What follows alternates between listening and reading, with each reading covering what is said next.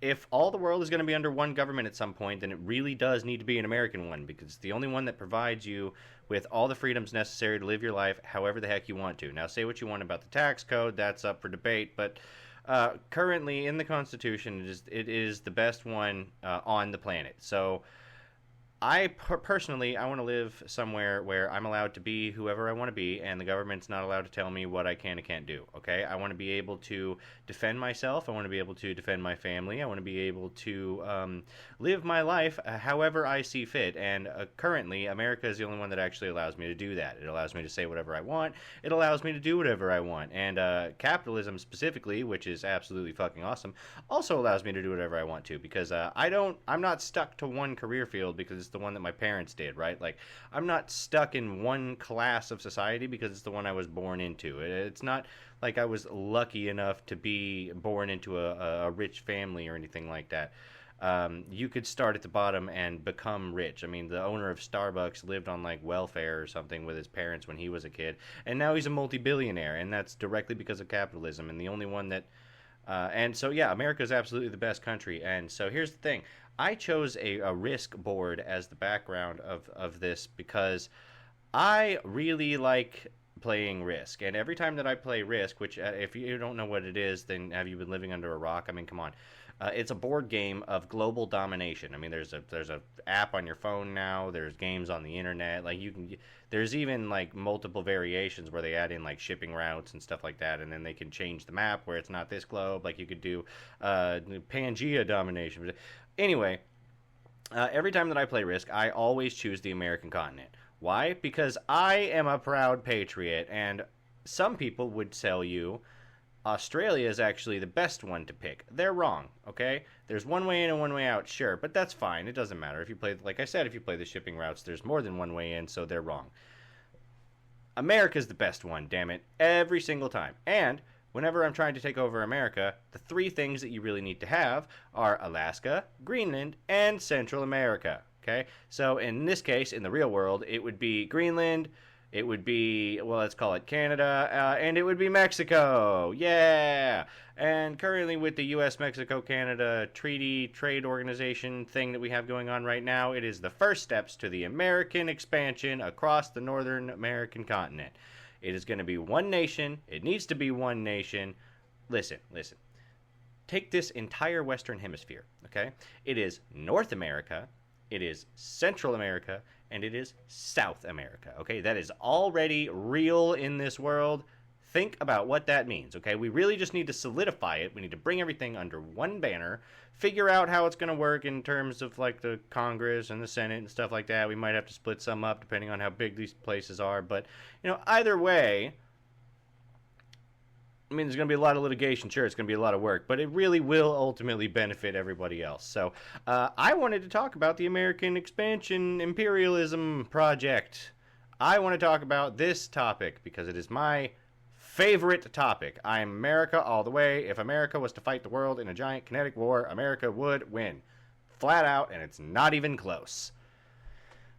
Oh, boy, this is going to be fun. All right, so let's talk about this, huh? So this, like I said, is going to be a new wave of American expansionism. Oh, boy, this is awesome. This is going to be a good time. This is going to be great. First topic is going to be, obviously, manifest destiny, which, if you're American, you know exactly what this term is. But this is a term that originated, apparently, back in 1776, which is awesome, when America, as a nation, underwent a westward expansion unlike any other up until the Civil War, right? So basically it goes down through the lines. A manifest destiny is basically the idea that America is allowed to own the world because if they can do it, then they should be allowed to have it because God and country and stuff, right? That's basically what it is, okay? It's an ideological battle after modernizing and expanding the military to post-war era known as the Cold War and define the ideological confrontation with other superpower, the Soviet Union, yada, yada, yada. This is back when capitalism and communism came about. Obviously, capitalism is fucking awesome, and communism is for pussies. After the Cold War, America's approach to expansionism shifted once again. The ideological battle against the Soviets had been won, and the Soviet Union, which had been only the real competition to the global hegemony of the United States was shattered into pieces, yada, yada, yada. America is now number one, okay? It has been number one since the Cold War. That's just how it goes. That's what this is saying, right? So, yada, yada, yada, where's it at? Whilst the phrase America first perfectly describes the stance President Trump has taken into foreign relations, Europe has not yet adopted this new reality. Yeah, well, Europe's going to. If America continues to diminish its long-standing relations with NATO, Europe will eventually have to adapt. Yes, it will, because America's tired of getting pushed around, right? In any case, the conclusion from the historical U.S. perspective is that a clear shift has taken place after 250 years of steady expansion into different means. America is now looking inwards. Yes, it is. And it is trying to expand into other places. And I know that because Trump has often talked about Canada becoming the 51st state. He's even discussed Greenland becoming the 51st state or Mexico becoming the 51st state. First of all, I'd like to say that I am all about this, okay? There are some critics that are saying that Puerto Rico should obviously become the 51st state because it's already an American territory. And you know what? I'm fine with that. Let's make it happen, okay? We can do this. But in terms of like Canada and Greenland and Mexico and stuff like that becoming a 51st, 52nd, 53rd state, I am down for that too, okay? Let's do it. And it's not even like it's unprecedented. Texas was its own country before it decided to become a state. And as a result, first of all, it was successfully integrated into the Union. But as a result, it was its own country, so it's allowed to fly its flag at the same height as the American flag. No other state in this union is allowed to do that. Why? Because Texas was the only one that was an individual country before it became a state. You know what that means? That means if Canada was to become the 51st state, it would still be allowed to fly its flag, if it wants to, at the same height as the American flag. This is not unprecedented, folks.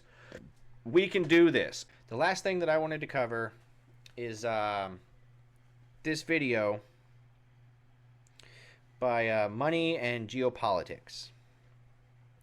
North American Union. This is talking about the Canada, U.S., Mexico treaty that Trump signed during his first administration, I believe.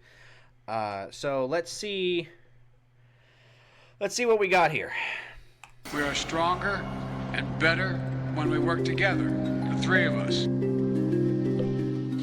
The United States, Canada, and Mexico together form a group of countries with often divergent views and issues. However, on a global scale, geopolitics and business can unite even the fiercest enemies quite quickly. And here is the question of what would happen and whether it is possible for these three North American countries to ever unite with each other into one big superstate or North American Union. Despite appearances, this is not a vision that is as unrealistic as it might seem. Some experts consider this scenario not only realistic, but almost certain. Since at least the mid-19th century, numerous concepts for a union between Canada, Mexico, and the United States have been proposed, some of them involving countries in the Caribbean, Central America, and even South America. Such a movement was the North American Technate in the 1930s, which advocated a nationwide merger of all the countries you see now. This would give global domination of raw materials and technology, based on the rich oil deposits in the Gulf of Mexico and the Venezuelan region. On top of that, this creation would have almost the world's largest gas reserves located in...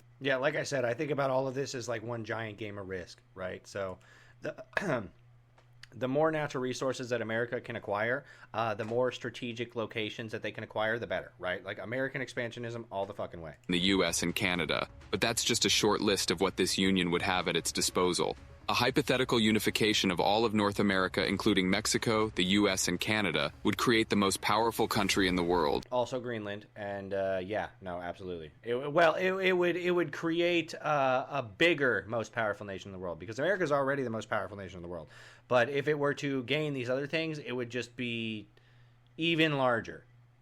With which no one could compare for the next few decades. According to estimates... You really believe that America would just stop innovating in those decades? No one would compare for the rest of eternity. For 2021, the U.S. population is about 333 million people. Canada's population is about 38.2 million. And Mexico's population is about 130.2 million. That is a total of 501 million people united in a $26.5 trillion economy. Almost 50% more than China. This trilateral relationship is so impactful. We are stronger and better when we work together the three of us. Today, despite the fact Why did it have to be Biden there, man? I hate it. I hate it so much. countries of North America are not a single superpower, they are nevertheless united by a free trade agreement called NAFTA. This agreement was signed in 1994, reducing tariff and trade barriers, while it is currently being replaced by the USMCA agreement.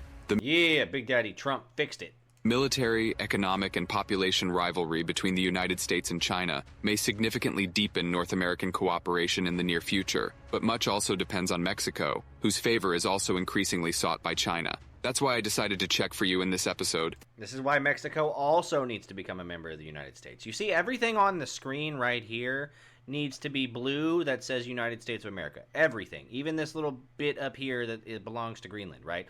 All this down here, all this up here, all this needs to be the new borders of the American empire.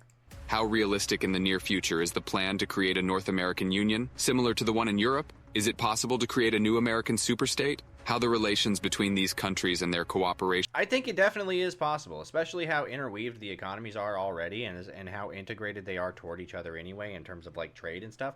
I think that, look, all the groundwork is there. It just needs to actually like happen. Look today. We will also look at how strong militarily and economically a united America would be. You will find the answer to all these questions by watching today's analysis to the end. So let's get started. I have a huge request to you. We have just launched this channel and we would like our videos to reach as many viewers as possible. For this, Yeah, definitely subscribe and like it. I mean, it's this is a smaller channel. So that's kind of why I wanted to look at it, but definitely subscribe to Money and Geopolitics. Definitely like the video, y'all, all that stuff. We also need your subscriptions and thumbs up. If this is not a problem for you and you want to be part of our community, then just do it. The US-Canada border in the form of this long straight line is called the 49th parallel. It stretches 8,891 kilometers and has been called one of the world's most peaceful borders. Nevertheless, it is itself problematic. It's almost like it doesn't even need to be a border and we could just like extend it to the other side of Canada. For residents of both countries, as it crosses areas where the population and economy are highly integrated. Plus, at times, it is difficult to distinguish which side of the border one is on, due to its inadequate marking and lack of connection to the real terrain. The penalties for such illegal crossings can be really severe. Some communities are separated by the border and have difficulty moving between the two countries, as well as accessing some public services. For example, residents of the town of Boissevain, located on the Canadian side, complain that they have to drive 45 minutes west to reach the nearest major city in Canada, instead of taking advantage of the services and products offered by cities nearby on the U.S. side. In a similar way, residents of the neighboring town of Dunseith, North Dakota in the U.S. have trouble getting to hospitals and other public services because they are located on the Canadian side and require crossing the border. Despite this, the U.S. and Canada have jointly taken action to take out unidentified objects over Canada in the event of their appearance, and the two countries are cooperating militarily on NATO issues. So yes to military, no to human relations and the economy. Meh, bravo humanity. In the South, on the other hand, there is a complete... Look, that's fair. But the argument that I'm making is that all of the humanity aspects of it also need to be integrated in the United States. That's all I'm saying. It all needs to be one big country. Completely different problem. The border is literally one big strip of various fences, walls, observation posts, and patrols combing the area to catch illegal smugglers from South American countries. Add to that, of course, the mutual distrust exacerbated by immigration issues, as well as the not-so-distant disputes over the wall. I believe the steps we will take, starting right now, will improve the safety in both of our countries. It's going to be very, very good for Mexico. Yeah, I don't. A nation without borders is not a nation. However, the growing power of China and the new vision of the world of authoritarian countries in the near future may change, or rather, unite all of North America. Such steps have already taken place in the past. Serving as a political advisor to Vicente Fox's presidential campaign during Mexico's 2000 general election, Mr. Jorge Castaneda, influenced by the ideas of U.S. academic Robert Pastor, who advocated deeper NAFTA integration, encouraged Fox to include in his campaign an initiative to unite the continent on the style of the European Union. The late Mexican president appeared on several U.S. news programs advocating greater integration, including a plan to open the U.S.-Mexican border within a decade. No two nations are more important to the immediate prosperity and well-being of one another than Mexico and the... Yeah, I'm not going to lie. Mexico will be the hardest one to integrate into the U.S., okay? I'm not going to lie. but we could still make it happen. United States. Some in the United States saw this open border proposal as a call for the creation of one big super country. Some Americans, as well as Canadians at the time, supported the initiative, while others feared that they would have to pour money into developing Mexico, which heated up the poorer part of society in the backward Listen, we'll have enough extra. We'll be all right. It'll be fine. province. To some extent, these fears may indeed have been looking at the wealth of the various states in the Americas. Economically, the South was significantly lagging behind and continues to lag behind the North. But much has changed in recent years, as I will prove to you in a moment. The then Mexican President Vicente Fox also proposed a plan for U.S. President George Bush and the Canadian Prime Minister that he said would move the North American continent toward an economic union along the lines of the European Union. Fox's proposal was rejected by President Bush in 2006. Perhaps then was the best time to do so, as this would have saved the entire world from the 2007 to 2009 crisis, as banks would have taken less credit risk in the context of potential economic changes throughout North America. There is evidence, however, that this plan was seriously studied by both Washington and Ottawa. A diplomatic dispatch from January 2005, which was published by WikiLeaks in 2011, contains a discussion by U.S. government officials on the best approach to North American integration, based on an assessment of Canada's. So what you're telling me is they already have the plan, and they just need a president with the cojones enough to pull the trigger on it, okay? Let's make it happen. We can do this. Views. The dispatch suggested a new North American initiative that would pursue goals in the areas of security and prosperity through incremental measures, saying such a proposal would get the most support from Canadian policymakers. This later resulted in another agreement involving shared security and increased economic cooperation under the 2011 USMCA, but it's still an initiative far from a viable union, let alone a vision of a single superstate. And here we come to the question of whether this would be worthwhile in this day and age, and whether it is even viable. But not worthwhile with that motherfucker right there, that cadaver of a president. But, you know, that was 2 years ago. Right now, it's probably something we really could consider. Not that the other two would be up to it. In the coming years, let's look at the data on the map. The new supercountry or union could be named after the abbreviations of Canada, the US, and Mexico. That is, it would be CANISMEX. Globally, it would be the most powerful region, which geopolitically would change the international Maybe workshop that name a little bit, but yeah. balance forever. As I mentioned above, a total of 501 million people would live here, which would rank it third in the world just behind China and India. But the prospects for population growth by 2050 could push the population to 620 million people, which, with China's depopulation trend, would almost bring the two countries to equal numbers. CANISMEX, however, would have a significant advantage in the availability of key resources. Wow, they're gonna lose that many fucking people? Damn. According to available data, the United States produces the most oil in the world. On top of that, it also produces the most gas, the most food, has the third largest reserve of water, which is becoming a key resource, dominates additionally in gold production, and ranks top in other mining and manufacturing areas as well. So far, the argument raised threatening the idea of unification has been Mexico's weak economy, but that per capita is estimated at $10,000. That's not much worse than China. The United States can count on $70,000, but that's a figure pumped mainly by New York, California, and Texas, while Canada's is $52,000 per capita. Thus, one can see quite a gap between the South and the North. However, looking at the European Union in the context of Eastern Europe when it was decided in 2004 to add Poland, the Czech Republic, and the rest of the countries you see on the map, among others, Western Europe was also worried about problems. Ultimately, however, Yeah, no, I mean, we know that it would be initially taxing on the economies of the U.S. and Canada in order to be able to develop Mexico. But I think once Mexico does end up getting developed, it would contribute so much back to the union that it would be able to not only increase the average amount of money per capita, but it would increase it so much so that it would probably end up developing the nation or the union necessarily more. the emergence Further helping toward the population growth that he was talking about. of the less developed market of Eastern Europe not only developed it itself, but also gave a boost to the West, which in the case of Germany resulted in a growth of the German economy of almost 35%. The United States, wishing to continue in its role as a global hegemon, should keep this in mind. However, for the past 2 decades, ruling teams have been doing their best to wall themselves off from Mexico in the south, a huge threat that China is shrewdly exploiting by establishing itself in South and Central America, where there are already a growing number of countries that have a larger trade balance with the middle state than with the much closer United States.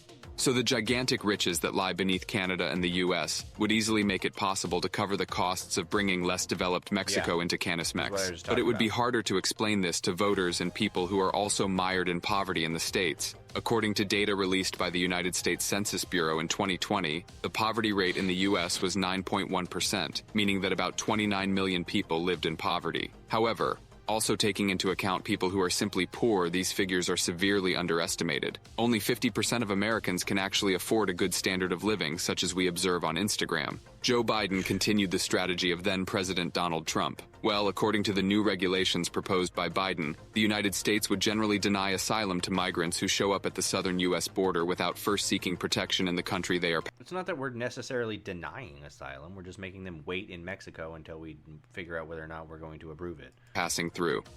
My message is this. If you're trying to leave Cuba, Nicaragua, or Haiti, or have agreed to begin a journey to America, do not just show up at the border. Stay where you are and apply legally from there. Starting today, if you don't apply through the legal process, you will not be eligible for this. This topic was discussed with Mexican President Andrés Manuel López Obrador, who met with Joe Biden in early 2023. The Mexican leader Former president, he's not the president anymore. Also expressed a desire for closer continent-wide cooperation, which clearly indicates that Mexicans have not abandoned the vision of creating something like the European Union. So what you're telling me is Mexico actually wants this because they understand what it's going to mean for them economically and socially. Okay, so then we can actually just make this happen then, because Alberta's already talking to the U.S., to Trump's cabinets, in terms of like becoming the 51st state, or at least the U.S. supporting them in an independence movement from Canada. And it sounds like Mexico also wants to become part of the U.S. because they understand that it would increase their quality of life significantly. Why don't we just do this? Let's just do this. Just make this happen. The vision of a so-called One America is irrational, all the more so when looking at another important factor. According to the United States Census Bureau's 2020 data, about 62.1 million people of Hispanic or Latino origin lived in the United States. This includes people of various Spanish or Hispanic origins, such as Mexicans, Puerto Ricans, Cubans, Colombians, Salvadorans, Guatemalans, Peruvians, Ecuadorians, and many others. Yeah, in the United States, the Spanish-speaking population is one of the fastest-growing ethnic groups, and by 2050, it will even be about 35–40% of the total population. Washington from immigration will not defend itself if it wants to compete with authoritarianism, and these changes are also needed in the context of the military. With the unification of all three countries of the continent, the Army would have 1,700,000 active personnel and expenditures would reach $820 billion. By comparison, the Chinese army has 2 million soldiers and expenditures of $252 billion. So yeah, we would just be blowing them out of the fucking water. A North American well-organized army. God, American Union would be so strong. With additionally better equipment and deposits of new recruits from Mexico, who have so far toiled in illegal Karelian activities, would for a long time prevent authoritarianism from achieving global domination. The South, however, as mentioned above, has a huge problem with crime and cartels, and Mexico is actually divided into spheres of influence by individual gangs. Currently, the U.S. together with the Mexican authorities are trying to solve this problem, but there is still a long way to go. Nevertheless, production from China is just moving to the Mexican states. Recently, such a step was decided by, for example, Apple. The United States and Canada, if they want North American strength, need Mexico, and Mexico wants to cooperate with them. Nevertheless, the country's second-largest trading partner is China, which is increasingly bold in its attempts to interfere in local frictions and in its attempts to dominate the foreign investment sector. In the event of the emergence of a pro-Chinese government, there will be a real threat to American interests. For the moment, this is not possible, but this option in the future cannot be ruled out. To sum up, in the coming years, the United States is likely to face China over Mexico in terms of broader integration and business. While the main issue now continues to be migration, so much so there are indications that it will soon become a secondary topic. Yeah, U.S. better not fuck this up. To global concerns in the context. You cannot allow China to get Mexico. Listen, in the global game of risk, you cannot allow China to get Central America. Of peace or climate issues and availability of key elements for development. Let me know what you yourselves think about the vision of a single North American. Oh, I've already said exactly what I think about my vision of a single centralized North American Union. Okay, that would be awesome. But anyway, I've been rambling on long enough. So definitely subscribe to me on Rumble, unless you are tired of Rumble, and then subscribe to me on YouTube, unless you're tired of that, and then go over to Rumble. I'm everywhere, okay?